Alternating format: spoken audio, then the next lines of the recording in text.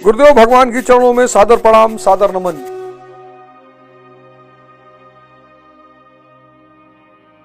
युद्ध नहीं जिनके जीवन में, वो भी बड़े अभागे होंगे। या तो प्रण को तोड़ा होगा या फिर रण से भागे होंगे। यार ये जीवन बहुत किस्मत वालों को मिलता है। मानव का जीवन बड़े भाग्य मानुष तन पावा, क्योंकि मनुष्य के पास ही क्षमता है परमात्मा बनने की। मैं नहीं कह रहा हूं, स्वामी विवेकानंद मैं उस प्रभु का सेवक हूं जिसे अज्ञानी लोग मनुष्य कहते हैं। असीम ऊर्जावान, असीम ऊर्जा का क्षेत्र हो, असीम अंधकार है अज्ञानता का, अपने आप को देख नहीं पा रहे हो। और अंधकार से अगर लड़ोगे तो कभी नहीं जीतोगे। अंधकार से लड़के कोई जीत नहीं पाया कि मुझे सेक्स के बारे में नहीं सोचना है, ये अंधकार है। मुझे नशे के बारे में नहीं सोचना है, मुझे सोशल मीडिया पर ज्यादा नहीं रहना है।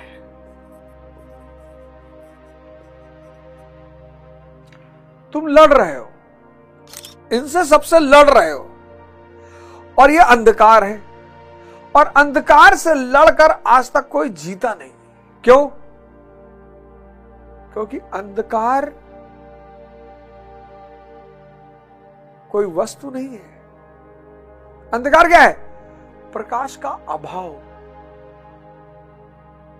कमरे में अंधेरा है, तुमसे कोई कहे जाओ बोरे में भर के अंधकार बाहर करो, युग युग बीत जाएंगे, तुम अंधकार को बाहर नहीं कर पाओगे। यही तो इस जीवन का सबसे बड़ा रहस्य है। लोग अंधकार से लड़ रहे हैं।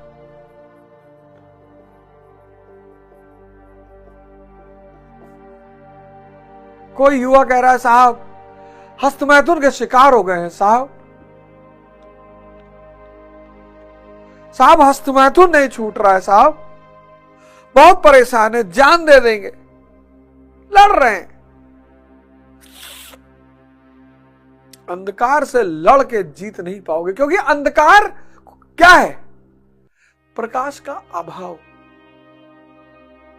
अंधकार से लड़ना नहीं है, सिर्फ ध्यान के दिए को जला देना है। और जैसे ही ध्यान का प्रकाश जीवन में पैदा होगा, तुम एक बड़ा नया परिवर्तन अपने जीवन में देखोगे। युद्ध खत्म हो गया। आज इस देश में सब एग्जॉस्ट हुए जा रहे हैं, लड़ रहे हैं। हर आदमी लड़ रहा है। किससे? अंधकार से।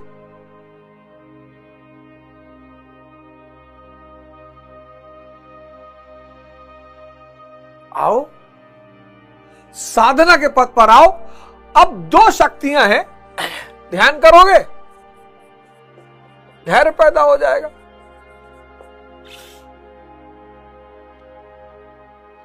धैर्य की प्रैक्टिस नहीं कर पाओगे, सेवा करोगे विवेक पैदा हो जाएगा।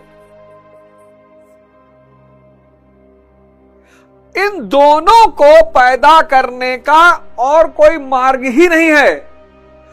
और D+V, धैर्य प्लस विवेक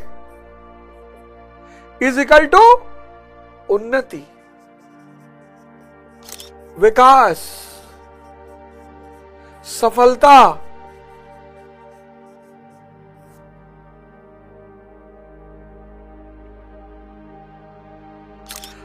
IS से लेकर ईश्वर तक। मतलब तुम IS से लेकर ईश्वर तक बनने की क्षमता रखते हो। ये दोनों चीजें जितनी संख्या में बढ़ती जाएगी, D+V is equal to U, धैर्य प्लस विवेक इज इक्वल टू उन्नति। आपके घर में बुजुर्ग होंगे, दादा बाबा होंगे, पिताजी से पूछिए अपने। 1980 में जब गांव में शादी होती थी, पूरा गांव, बहन, बेटी, मौसी, बुआ, चाची गाना गाती थी। सब गाना गा के रोटी बना रही हैं, गाना गा के पूड़ी छान रही हैं, गाना गा के सब्जी बना रही हो। भाई साहब, पत्तल में खाने को मिलता था दाल, आलू, गोभी, मटर, टमाटर की सब्जी, अचार, गर्मी है तो गलका, चावल, और लोग पत्तल चाट के खा जाते थे। क्यों? भाव से खाना बना था। लोग पत्तल चाट के खा जाते थे बाबूजी। कोई डोमिनोज पिज्जा उज्जा नहीं था। आलू खोदी जाती थी, कौरा जला होता था कंडा अंडा से, उसी में 10 आलू डाल दिए, मिर्चा चटनी लिया है, भून के खा ली।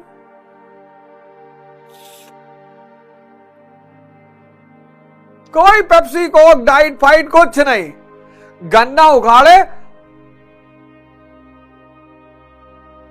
उसके जैसा रस आज तक कहीं पीने को नहीं मिला।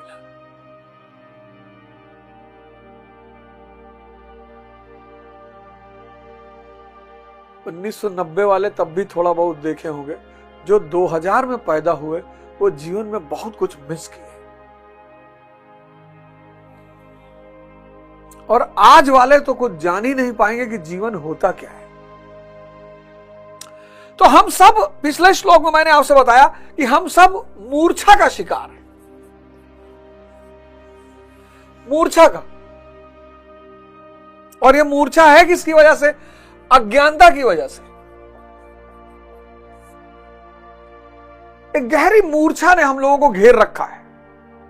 हमको सुख चाहिए, मूर्छा को सुख चाहिए, और सुख भ्रम है ही नहीं। सुख भ्रम है, इंद्रिय विषय संयोग का परिणाम है। मर्सिडीज ले आओगे, तुम्हारा खून पिएगी।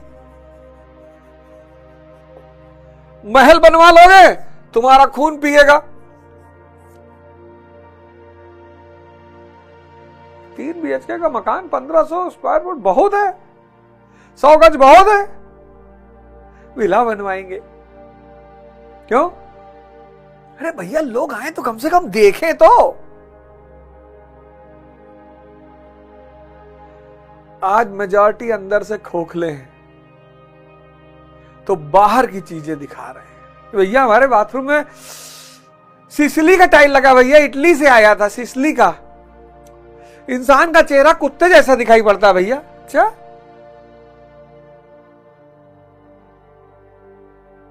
किसी घर जाओ, पूरा घर ही लगता है दिखाने, ये बनवाया, ये बनवाया, ये बनवाया, वो बनवाया। ये शीशा देख रहे हो जान, सैन फ्रांसिस्को से आया है। अच्छा, पर्दा, पर्दा काबुल का है। कोरोना आया था, हालत खराब थी सबकी, मरने जैसी स्थिति थी।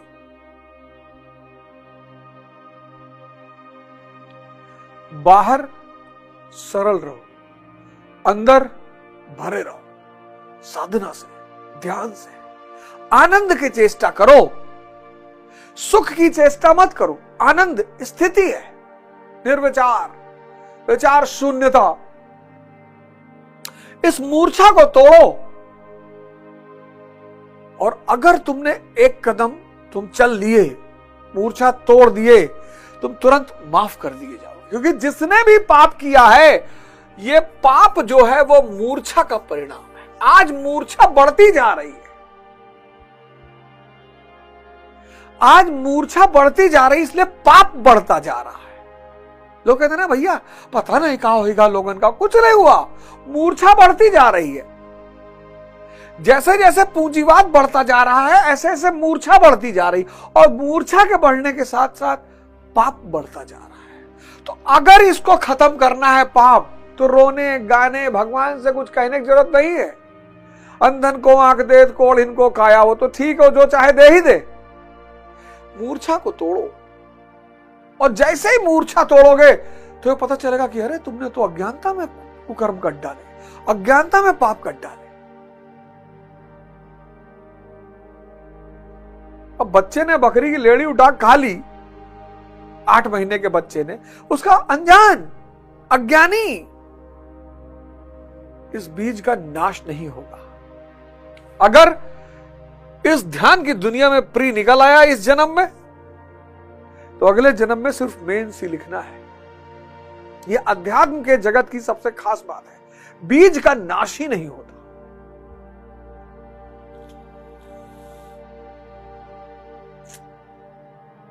जिसके अंदर भी अहंकार है वो शूद्र है। जिसके अंदर भी अहंकार है वो शूद्र है। उसको मिटाना है तो सेवा करनी पड़ेगी। इसीलिए इस देश में चरण वंदन का नियम, पैर छूने का नियम है। जब आदमी झुकेगा, पैर छुएगा, ईगो घटेगा। विवेक बढ़ाने का एक ही सिद्धांत है, ईगो को कम करो, विवेक बढ़ेगा। जितना ईगो कम करते जाओगे उतना विवेक बढ़ेगा। तो सवाल सिर्फ इतना है कि मूर्छा तो, और एक बार इस साथ मूर्छा को तोड़ना है, और एक बार इस यात्रा पे निकल पड़े तो फिर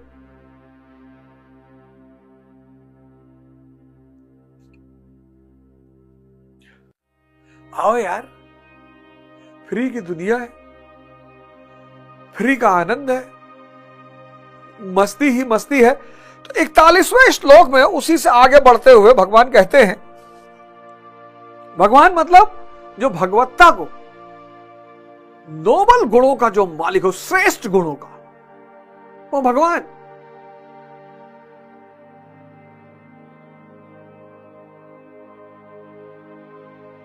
कोई भी भगवान हो सकता है, आप भी हो सकते हैं। अगले 41वें श्लोक में बड़ा क्रांतिकारी श्लोक, इसको भी टिक कर लीजिएगा। कुछ श्लोक है जिनको मैंने आपसे कहा है टिक करने के लिए। एक इंद्रिय विषय संयोग वाला, वो तो श्लोक अगर आपको समझ में आ गया तो आप समझ लो कि हमको किसी दिन 1 लाख करोड़ रुपया देकर जाओगे, देकर ही जाओगे, देना ही है। इस ब्रह्मांड में किसी की कोई उधारी नहीं है, सबको कीमत चुकानी ही पड़ती है। 41वां क्रांतिकारी श्लोक क्या है? 41वां श्लोक, 41वां श्लोक है, व्यवसाय व्यवसाय तमिका बुद्धि रेखा कुरुनंदन बहुशाखा हनंतश्च बुद्धियो व्यवसायी नाम। अर्जुन, इस निष्काम कर्म योग में क्रियात्मिका बुद्धि एक ही है। क्या बात है! यानी क्रिया एक है और परिणाम एक है। ये कैसे संभव है यार? यही है क्रांति सूत्र। तुम देखो, क्रिया और परिणाम हमेशा अलग होंगे। हत्या क्रिया है, फांसी परिणाम है, मथना, दही का मथना क्रिया है, छाछ परिणाम है।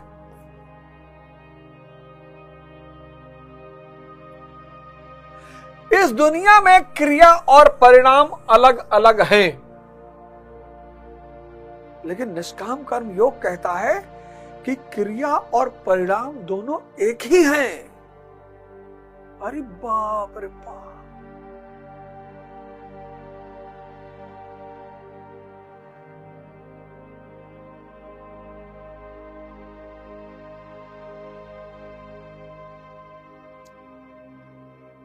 इसीलिए भारतीय संस्कृति में भगवान का एक बड़ा प्यारा रूप है, बहुत प्यारा, बहुत प्यारा, बहुत प्यारा रूप है। भगवान का एक बहुत प्यारा रूप है भारतीय संस्कृति में, जहां क्रिया और परिणाम एक ही हैं। नटराज किस भाव में है? नृत्य।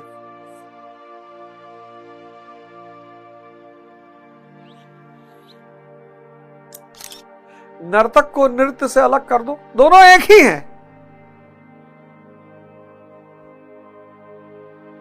दोनों एक ही है।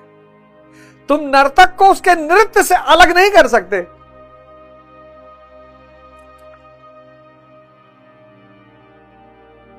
इसलिए लोग मस्ती में नाचते हैं, कोई दुख में नहीं नाचता। नृत्य एक ऐसी चीज है और सब कर भी नहीं पाते, लेकिन कितना भी आदमी शर्म वाला हो, हया वाला हो, ना नाचने वाला हो, अगर वो मस्ती के भाव में आ गया, किसी चपरासी का बेटा आईएएस हो गया, वो नाचेगा।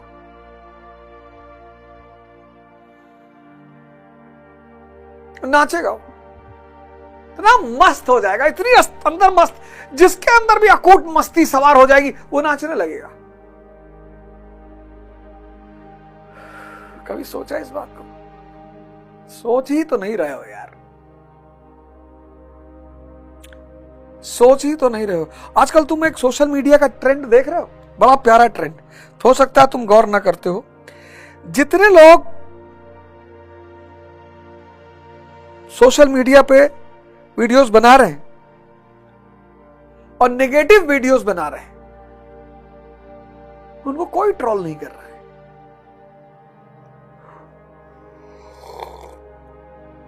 अब देखना आज को तो दौर चल रहा है, जितने लोग नेगेटिव वीडियोस बना रहे हैं उनको कोई ट्रोल नहीं कर रहा है, कोई गाली सिखा रहा है, सरेआम स्टैंड अप कॉमेडियन में सरेआम ऐसी ऐसी भाषा का उपयोग हो रहा है कि आप सुन ही नहीं सकते परिवार के साथ बैठकर।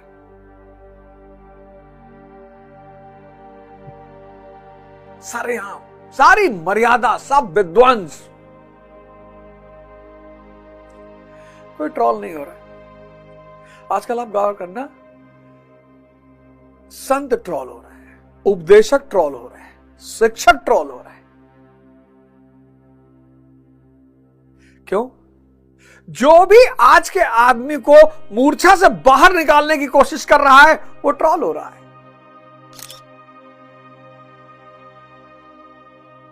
क्योंकि जितना मूर्छा बढ़ेगी उतना पूंजीवाद बढ़ेगा, नशा बढ़ेगा, शराब बढ़ेगा, सेक्स बढ़ेगा, ब्लू फिल्में बढ़ेंगी। आप गौर करना, आप गौर करना सोशल मीडिया के इस ट्रेंड को। जो भी किसी भी रूप में बातें अच्छी कर रहा है, अरे वो कोई भी हो, आपको अच्छा सिखा रहा है ना, वो ट्रोल हो रहा है।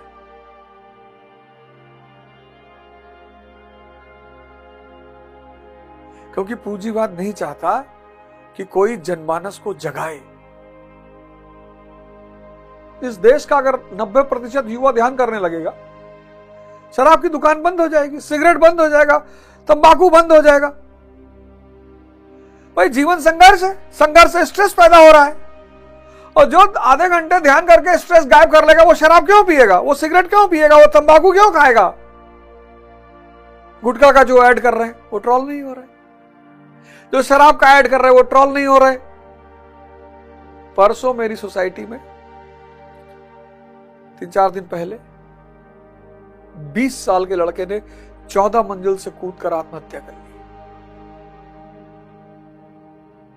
2 बहनों में एक भाई था, बस 1 करोड़ रुपया जुए में हार गया, ऑनलाइन जुए में 1 करोड़।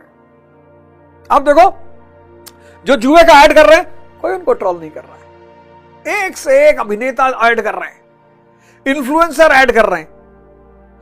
जो गुटखे का ऐड कर रहे हैं वो कोई ट्रोल नहीं कर रहा है। कोई जुए के ऐड करने वाले को कोई ट्रोल नहीं कर रहा। आप एक मजेदार बात देखो, आपकी जिम्मेदारी बनती है, आपकी जिम्मेदारी बनती है कि अगर किसी चाहने वाले, किसी अच्छी बात बताने वाले को ट्रोल किया जा रहा है, तो जो भी कर रहा है वो अगर आपको कहीं मिले तो कम से कम एक माला तो उसे पहनाइए, तिलक करिए उसका, नहीं तो धीरे धीरे आदमी भाग जाएगा।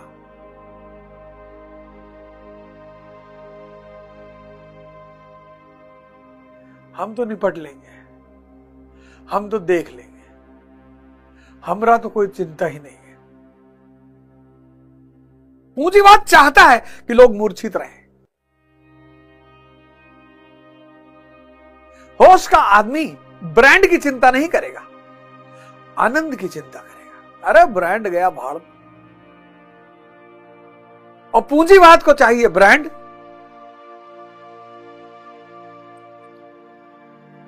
पूंजीवाद को चाहिए ब्रांड।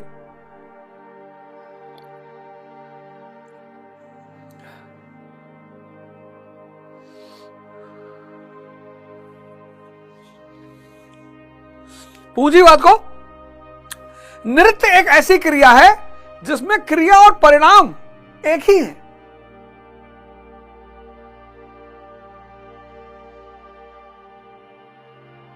मस्ती,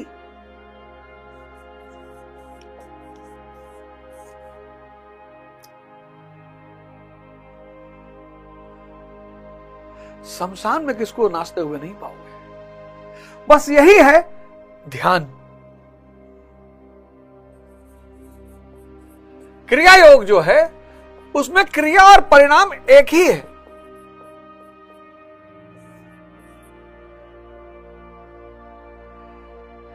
अध्यात्म, निष्काम कर्म, इसकी सबसे बड़ी खूबी यह है, क्रिया क्या है? साक्षात्व।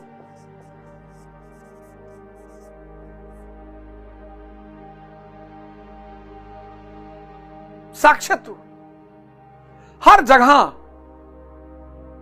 मौजूद रहना, खाना खाते वक्त, गाना गाते वक्त, गोली चलाते वक्त।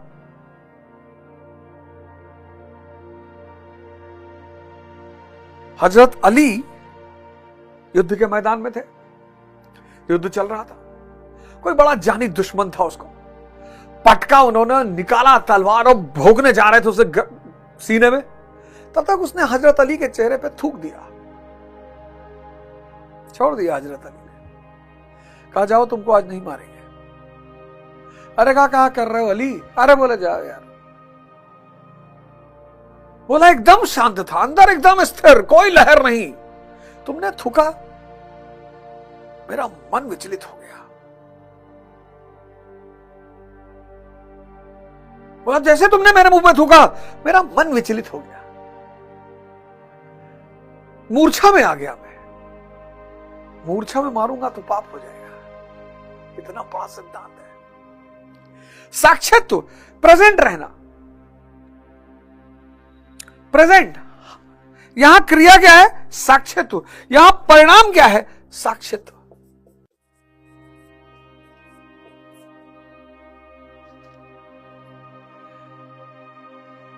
जैन संप्रदाय है जापान में, उससे पूछो ध्यान क्या है, कहता अक्रिय है।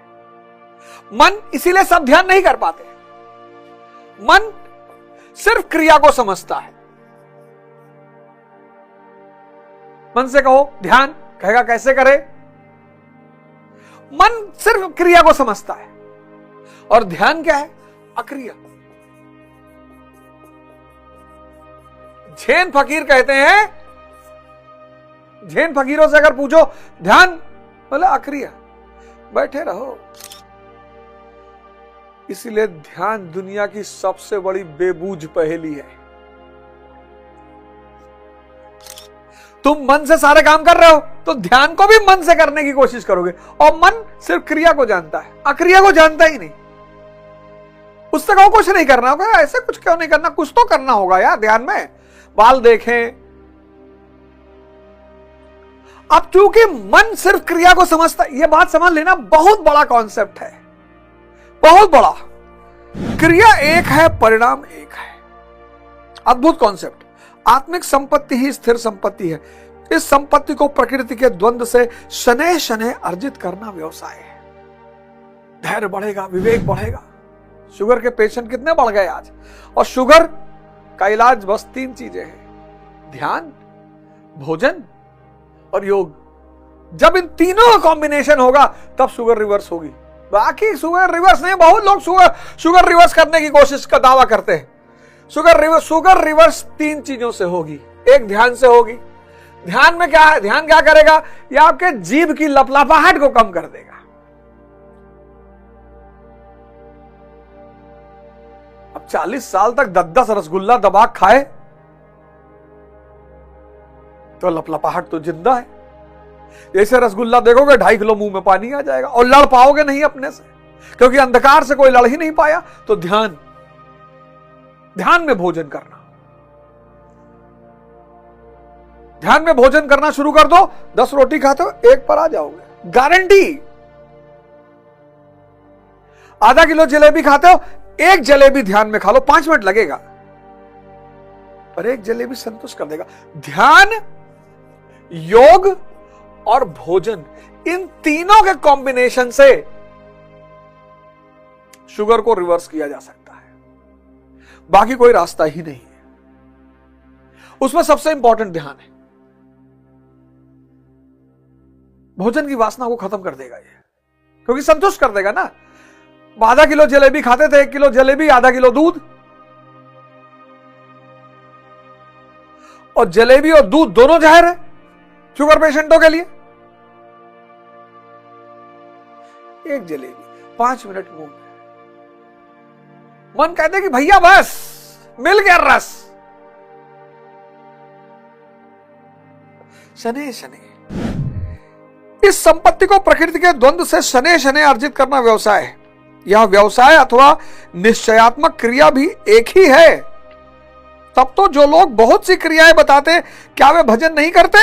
श्री कृष्ण कहते हां, वे भजन नहीं करते। उन पुरुषों की बुद्धि अनंत शाखाओं वाली होती है, इसलिए अनंत क्रियाओं का विस्तार कर लेते हैं।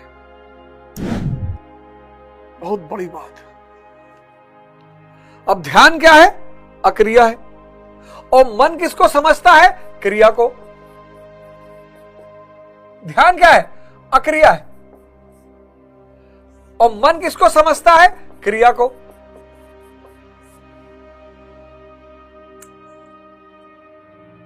मन इसको समझता ही नहीं।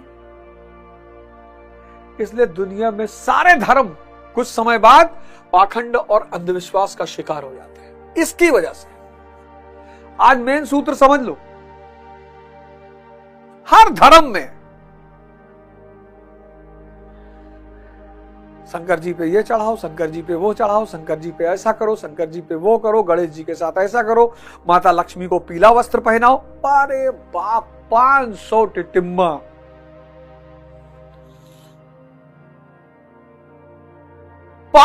टिटिम्मा 500, सब क्रियात्मक,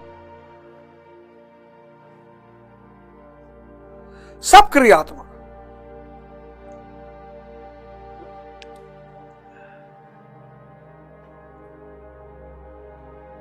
तीन बजे लोग सुबह उठते हैं। मेरी माता जी हैं और गोंडा बार एसोसिएशन की वरिष्ठ उपाध्यक्ष का चुनाव जीती वो।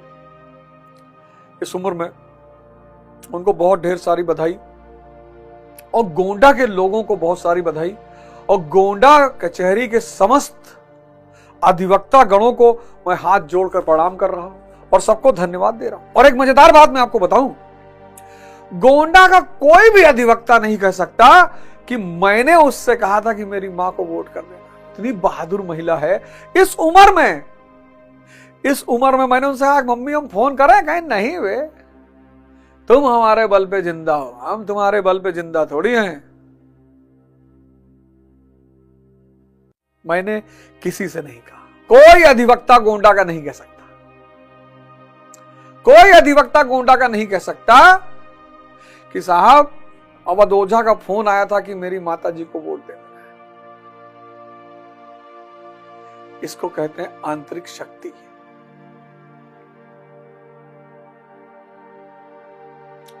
गोंडा के समस्त लोगों का धन्यवाद, गोंडा के समस्त अधिवक्ताओं का धन्यवाद। मैं इस बार आऊंगा गोंडा तो कचहरी में आऊंगा, आप सब लोगों को सहृदय व्यक्तिगत रूप से धन्यवाद देने के लिए आऊंगा। और सबको मेरी तरफ से उपहार दिया जाएगा।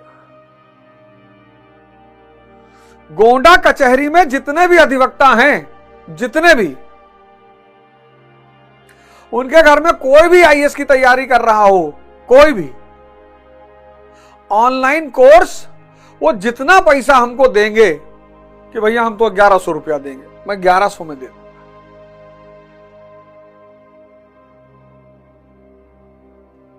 मतलब उन सब के लिए ये मेरी तरफ से उनको तोहफा है, ये मेरी तरफ से तोहफा है।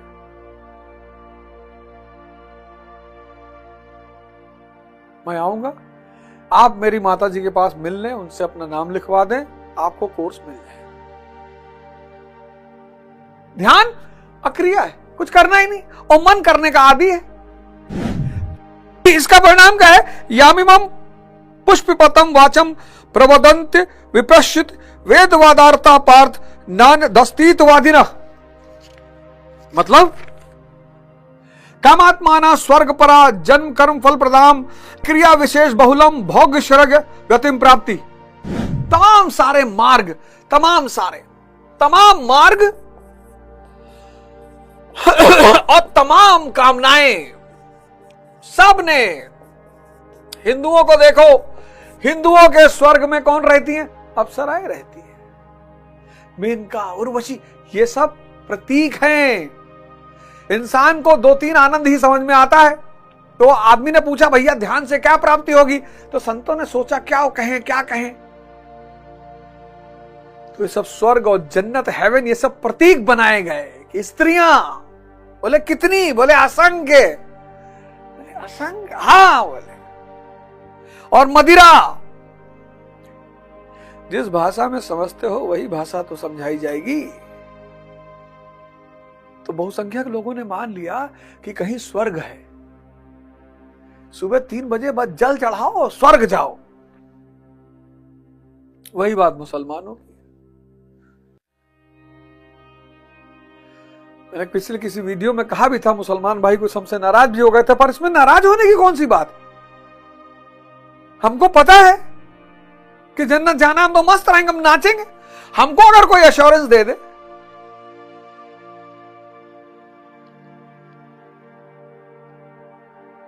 हम तो नाचेंगे कि भैया हम तो जा रहे हैं भैया। अरे भैया, तो देखो 42वें श्लोक, 42-43 श्लोक में क्या करे? पार्थ वे कामात्मान, कामनाओं से युक्त, वेद वादार्ता, वेद के वाक्यों में अनुरोध, स्वर्ग परा, स्वर्ग को ही परम लक्ष्य मानते हैं कि इससे आगे कुछ है ही नहीं, ऐसा कहने वाले अविवेकी जन्म मृत्यु रूपी फल देने वाली एवं भोग और ऐश्वर्य की प्राप्ति के लिए बहुत सी क्रियाओं का विस्तार कर लेते हैं और दिखावटी शोभा युक्त वाणी में व्यक्त भी करते हैं कि बच्चा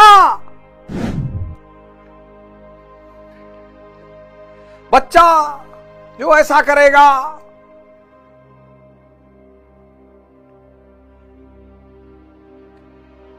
तीन बजे सुबह उठकर जल चढ़ाने से क्या होगा? एक बड़ी प्यारी चीज होगी, बहुत प्यारी। मंदिर आपको 2 चीज देगा, मंदिर, मस्जिद, गुरुद्वारा, चर्च, ये 2 चीज आपको देगा। एक तो डिसिप्लिन देगा और दूसरा रेगुलरिटी देगा। किसके नाम पर? ईश्वर के नाम पर। आपको ईश्वर से प्रेम है तो पढ़िए फजर की नमाज। अब फजर की नमाज से क्या होगा? 4 घंटा दिन में एक्स्ट्रा मिल जाएगा।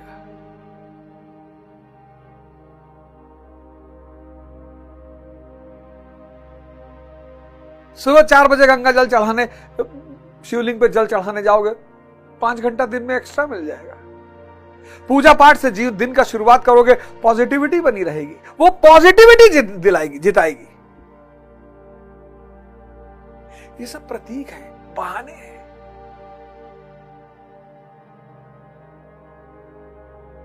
क्रिया और परिणाम एक ही है, साक्षित्व।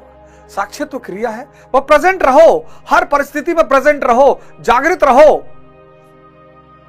कुछ भी बेहोशी में ना होने पाए। और जब तुम होश में कोई काम करते हो, क्वालिटी बदल जाती है उस काम की।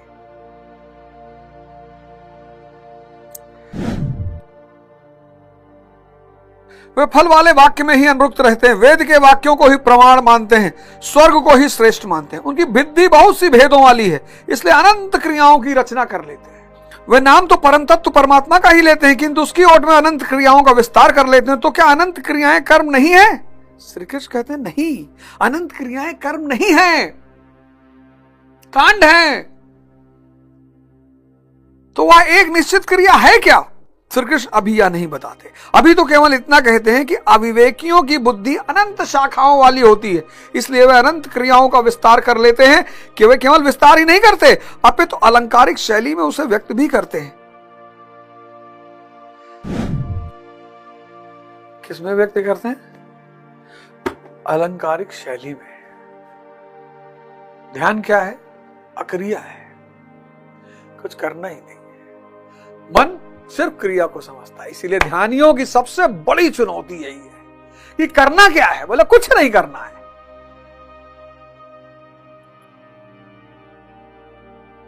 क्रिया क्या है? बोले होश में रहो। बोले परिणाम क्या है? बोले होश। बोले होश क्या है? तो इशारा कर दिया, सत चित आनंद। जिसका चित सत है, सत्य नहीं सत, स्थिर विचार शून्य, वो आनंद की स्थिति में है। इसलिए आनंद, किसी को सुख दिया जा सकता है, आनंद नहीं दिया जा सकता। आनंद स्थिति है, आंतरिक, बाह्य किसी अवस्था पर निर्भर नहीं करती। कोई आपको गाली दे रहा है, आप विचार शून्य है, स्थिति में है, और रिसीव नहीं हो रही है।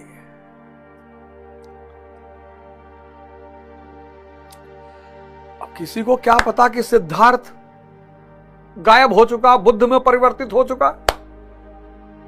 अब वो आके तो सिद्धार्थ को गाली दे रहा है, और सिद्धार्थ है ही नहीं।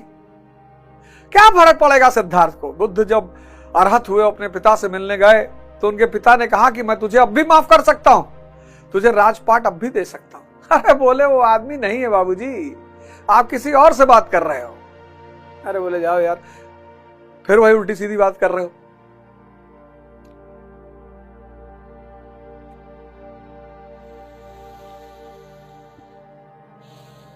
मंडे से 18 तारीख से सुबह 5 बजे आप हमारे साथ उठेंगे साहब। 5 बजे एकदम ठंडी शुरू हो रही है, और यही तपस्या करने का टाइम है। जब मन कहेगा कि रजाई में घुसे रहो, तब सुबह 4:30 बजे नहाया जाएगा। लेकिन जितने लोगों को नेचुरल पानी मिलता है, नेचुरल, हैंडपंप लगा हुआ है, बोरिंग लगी हुई है, कुआं है, वो नेचुरल पानी है। टंकी के पानी से कभी मत नहाइएगा, नहीं तो भयंकर बीमार पड़ जाएंगे। टंकी का पानी ठंडा होता है।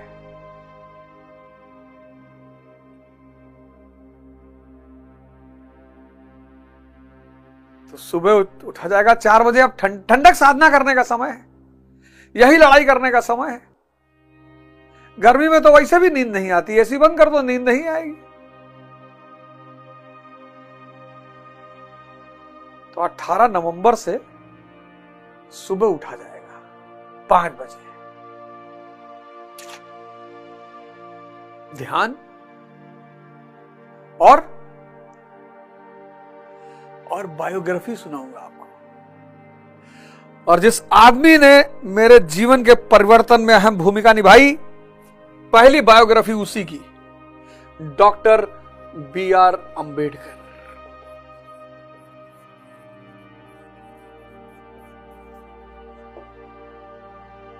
इतिहास क्या है? उन महान लोगों की कहानियां हैं जिन्होंने चुनौतियों को खेल बना दिया।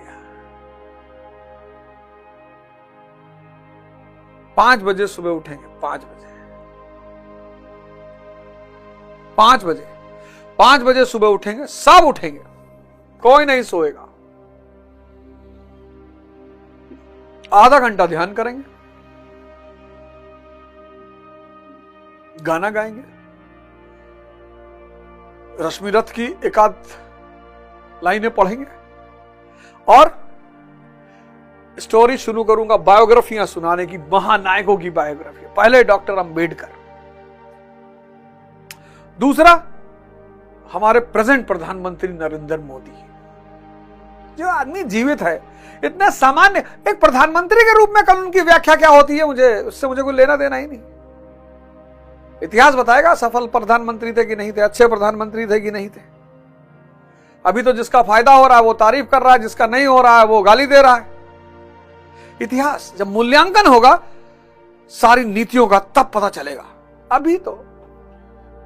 अभी तो जिसको मलाई मिल रही वो तो कह रहा अवतार है। डॉक्टर अंबेडकर की जीवनी सुनाऊंगा।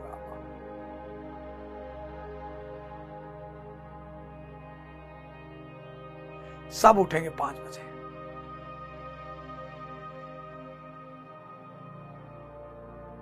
5 बजे। जय हिंद, जय भारत।